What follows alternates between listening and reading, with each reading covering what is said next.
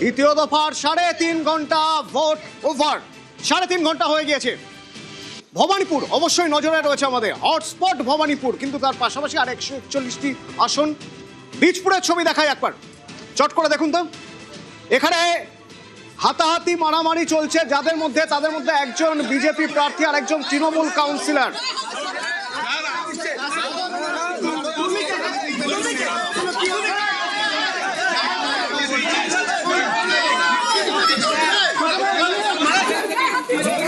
উড়েই গেলেন।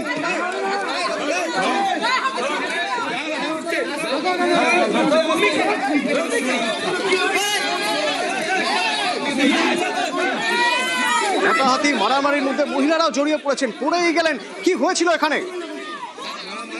অরুণ আছে আমার সঙ্গে। অরুণ, প্রথমে একটু বোঝার চেষ্টা করবো, এরা কারা, এদের কি পরিচয়, কি হয়েছিল এখানে?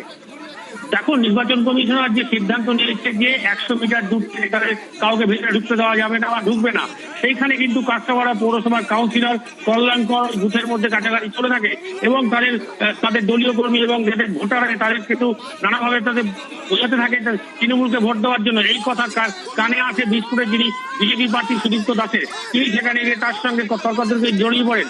তারপর নির্দল প্রার্থী যিনি দাঁড়িয়েছেন তার সঙ্গে কিন্তু মারামারিতে জড়িয়ে পড়েন তিনি।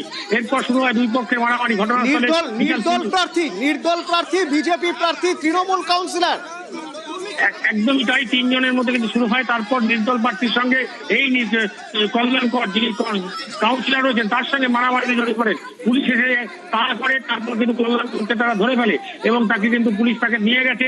এলাকায় এখন আপাতত ঠান্ডা রয়েছে, কিন্তু এই ধরনের ঘটনা বুথের মধ্যে ঢুকে পড়ায় এলাকায় কিন্তু এই যে উত্তেজনা তৈরি হয়েছে। শোনা যাক সেই উত্তেজনাময় পরিস্থিতির সময়ের কথা একটু শোনা যাক।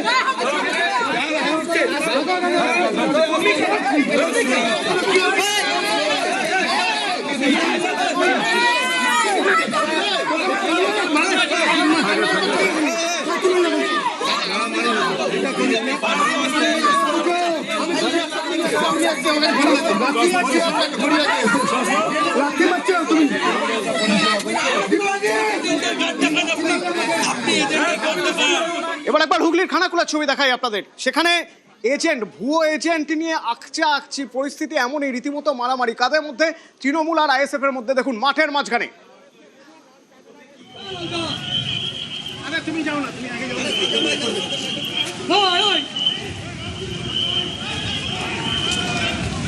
আপনি কি আইএসএফ করেন? আপনি ফর্ম কোথায় পেলেন? ফর্ম কোথায় পেলেন? ফর্ম কোথায় পেলেন? আমার সঙ্গে শুভদীপ আছে। শুভদীপ, একজন দৌড়ে পালাচ্ছেন, তার পিছনে প্রশ্ন, আপনি আইএসএফ করেন, আপনি ফর্ম কোথায় পেলেন? যিনি দৌড়ে পালাচ্ছেন তিনি কে?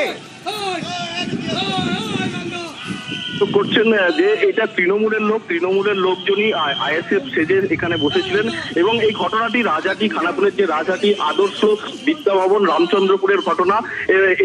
আইএসএফ প্রার্থী যেটা অভিযোগ, গতকাল রাত থেকে তাদের যে এজেন্ট ছিলেন তাকে ভয় দেখিয়ে এজেন্টের যে ফর্ম, সেই ফর্ম নকল করে তিনি তৃণমূলের কর্মী, তিনি তৃণমূলের সঙ্গেই ছিলেন এবং তৃণমূলের কর্মী এসে আইএসএফ সেজে, মানে অভিযোগ উঠছে তৃণমূল কর্মী তিনি আইএসএফ এজেন্ট বলে ফর্ম নিয়ে ওখানে বসে পড়েছেন, তাই তো? একেবারেই অতনুদা, আইএসএফের প্রার্থী সাদ্দাম হোসেন যেটা অভিযোগ করছেন যে তৃণমূল কর্মী আইএসএফ এজেন্ট সেখানে বসেছেন এবং যখনই নজরে পড়ে তখনই কিন্তু ওই এজেন্টকে তিনি বের করে দিতে যান এবং তখনই হাতাহাতি দুপক্ষে এবং বচসা শুরু হয় এবং বুথের সামনেই কিন্তু হাতাহাতিতে জড়িয়ে পড়েন দুপক্ষ এবং সঙ্গে সঙ্গে এই ঘটনায় কিন্তু পুলিশ এবং কেন্দ্রীয় বাহিনী লাঠি উঁচিয়ে তাদেরকে তাড়া করেন এবং ওই যিনি এজেন্ট, ভুয়ো এজেন্ট বলে দাবি করছে আইএসএফ, তিনি কিন্তু দৌড়ে পালান এবং আইএসএফ কর্মী সমর্থকরা তার পিছনে তাড়া করেন এবং সেই ছবি দেখতে পাচ্ছি। ধন্যবাদ শুভদীপ। আইএসএফ এর পোলিং এজেন্টের ফর্ম নকল করে নিয়ে ভিতরে যে বসেছিল নকল করেছে না কোথা থেকে পেয়েছে নিয়েছে, আমাদের কর্মীদের একাধিক জায়গা থেকে ফর্ম কেটে নেওয়া হয়েছে, সেখান থেকে নিয়ে এসছে। ধরমপুর, কামদেবপুর, রামচন্দ্রপুর, জয়গণানন্দপুর 5টা বুথেতে সকালবেলা থেকে ফর্ম কেটে নেওয়া হয়েছে জবরদস্তি করে, সেখান থেকে কেউ ওখানে ম্যানেজ করে পাঠিয়ে দিয়েছে। ভোটের বালি, সেখানে উত্তেজনা, একটা স্কুলে বুথ হয়েছিল, সেখানে দেখুন কি অবস্থা। কেন্দ্রীয় বাহিনীকে শেষে এলাকার দখল নিতে হয়।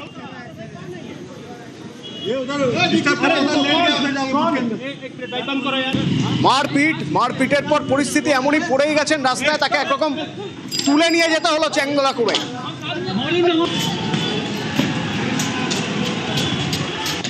যাকে নিয়ে যাওয়া হচ্ছে তিনি কে? মারপিটটা হলো কিভাবে? কি নিয়ে সমস্যা শুরু হয়েছিল? দেবাশিস আছে আমার সঙ্গে। দেবাশিস, মূলত বালি বিধানসভার এই সোহনলাল স্কুল, যেখানে 4টি বুথ রয়েছে, তার মধ্যে 2টি বুথে কিন্তু আমাদের সকাল থেকেই মাঝে মধ্যেই ইভিএম খারাপ হয়ে যায়। 2টি ইভিএম খারাপ হওয়ার পরেই যারা ভোটের লাইনে দাঁড়িয়েছিলেন তারা কার্যত ক্ষোভে ফেটে পড়ে এবং রাস্তায় নেমে তারা বিক্ষোভ দেখাতে শুরু করে।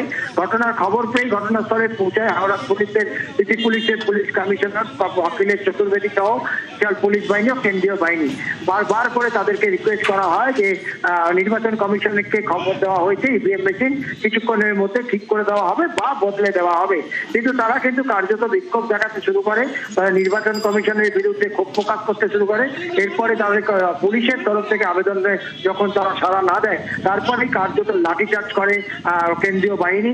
এর মধ্যে কিন্তু কয়েকজন দৌড়াদৌড়িতে তিনি যারা বিক্ষোভ দেখাতে রাস্তায় শুয়ে বিক্ষোভ দেখাতে শুরু করে, তাদেরকে কার্যত ধন্যবাদ দেবাশিস।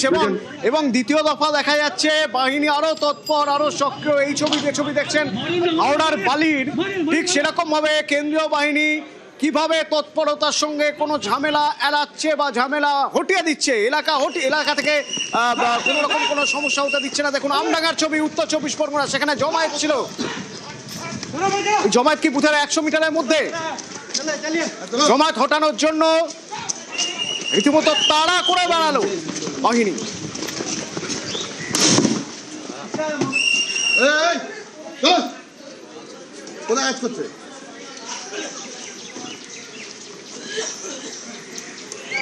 কেন্দ্র বাহিনী তৎপর, কোথাও জমায়েত হলে সেই জমায়েত হটিয়ে দেওয়া হচ্ছে। কিন্তু এরই মাঝে বাসন্তী থেকে আমরা একটা খবর পাচ্ছি, বাসন্তীতে বিজেপি প্রার্থী আহত হয়েছেন, মারধর করা হচ্ছে, তার গাড়ি ভাঙচুর করা হচ্ছে। দেখুন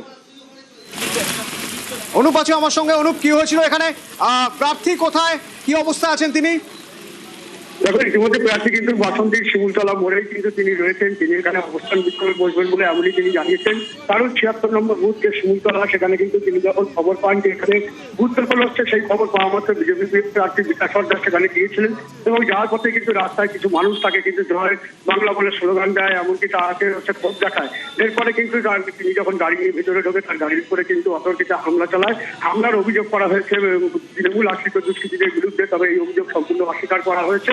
এই ঘটনায় তিনি কিন্তু নির্বাচন কমিশনকে জানাবেন বলে তিনি জানিয়েছেন। তবে তিনি জানিয়েছেন যেভাবে তার উপরে আক্রমণ করা হয়েছে, যে শান্তিপূর্ণ ভোটের আশা করেছিলেন, সেই শান্তিপূর্ণ ভোটের জায়গায় যেভাবে তার উপরে আক্রমণ করা হয়েছে, সেই ঘটনায় তিনি কিন্তু উগিয়ে দিয়েছেন। এবং তিনি কিন্তু সেখানে যখন গিয়েছিলেন, সেখানে কিন্তু ভিতরেই ছিল কেন্দ্রীয় বাহিনী এবং সেখান থেকেই কেন্দ্রীয় বাহিনী তারা আসেন এবং সেখান থেকে তাকে সরিয়ে দেওয়া হয় বলে এমনই কিন্তু তিনি জানিয়েছেন। এবং শুধু তিনি বিজেপি প্রার্থী, তিনি এখন সুরক্ষিত, নিরাপত্ত? এখন তিনি ইতিমধ্যে বাসন্তী যে হাইওয়ে রয়েছে, জাতীয় সড়ক, সেখানে কিন্তু রাজ্য সড়কের সেখানে কিন্তু এই যে শিমুলতলা মোড়ে তিনি কিন্তু এখানে দাঁড়িয়ে রয়েছেন। তিনি বলছেন যতক্ষণ না তার ব্যবস্থা নেবেন এবং সেই কারণে কিন্তু তিনি এখানে দাঁড়িয়ে থাকবেন। যদি ব্যবস্থা নেয় তবে এখান থেকে তিনি অন্য জায়গায় যাবেন বলে তিনি জানিয়েছেন। তবে ধন্যবাদ। তো এখনো পর্যন্ত এই ছিল দ্বিতীয় দফার ভোট ছবি। 141টি আসনের সঙ্গে ভবানীপুর, নজর আছে ভবানীপুরে এবং বাকি কেন্দ্রগুলোতেও, সেখানেও কিভাবে ভোট হচ্ছে।